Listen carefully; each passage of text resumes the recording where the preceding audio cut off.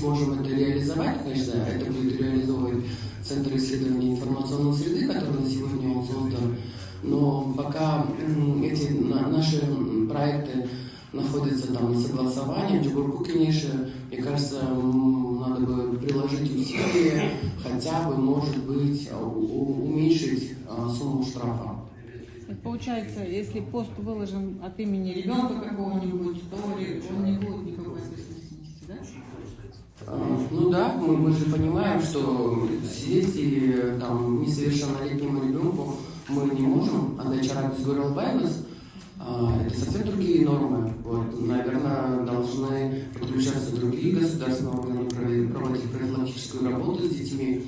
Вообще, все это у нас исходит из того, что у нас очень низкая медиаграмотность, абсолютно отсутствие критического мышления. Мы вот это все видим, что и люди думают, вот сидя дома, закрывшись у себя там за компьютером, ноутбуком, он может писать и всех там джаладжаб вещи.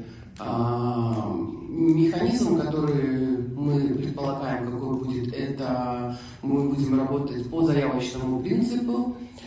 Если кто-то считает, что его клеветали или оскорбили, он будет подавать заявление в Министерство культуры, соответственно, с приложением судебной экспертизы. Есть судебная экспертная служба при Министерстве юстиции. Вот, только так.